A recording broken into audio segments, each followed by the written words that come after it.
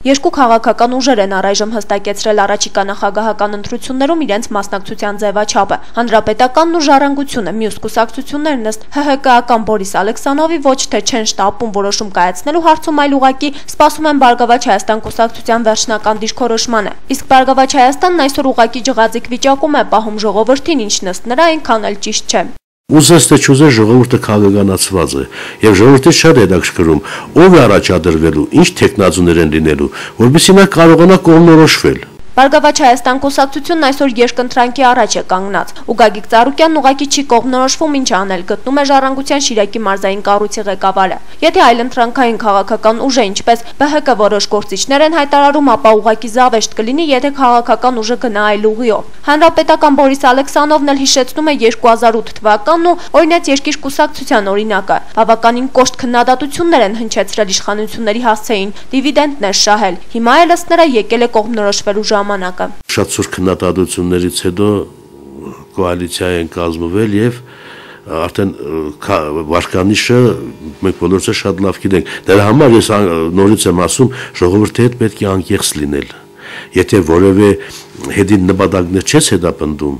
ընդամենը իրոք երկիրը իրենց հայտարարություններով ուզում են ոտքի վրա կանգնեցնել, ես ինչ գիտեմ, երկիրը առաջ տանել, հաստատուն քայլերով առաջ տանել, ապա պետք է պարզ լինել ժողովրդի հետ։ Այսինքն, եթե ԲՀԿ-ի կողմնորոշումը այսօր ընդդիմադիր է կամ կիսը ընդդիմադիր է,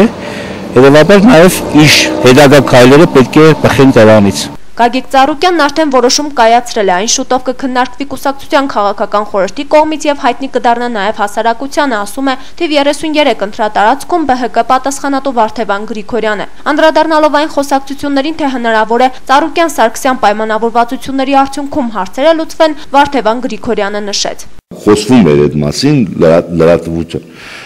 բայց կարծում եմ մեր առաջնորդը անպայման ողջամիտ որոշումը կընդունի, որ երբեք ինքը նախ առաջինը իրեն վստահությունը չի կորցնի ժողովրդի նկատմամբ,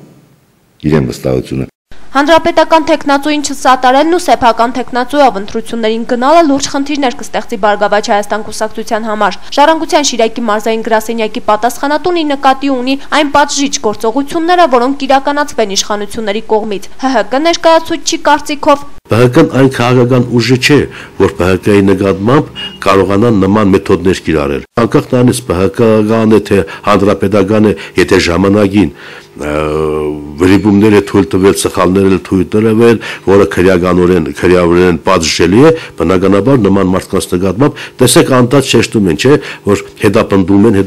առաջի հետապնդվող եղել է մեր հանրապետականը։ Վախենում են նաև իշխանությունների պատժից, երևի սա կա այստեղ, բայց իմ կարծիքով ճիշտ կլիներ, որ ԲՀԿ-ն իր քայլը կատարեր։ Հերմինե Մկրտչյան, Տիգրան Գասաբյան, Գալենյուս։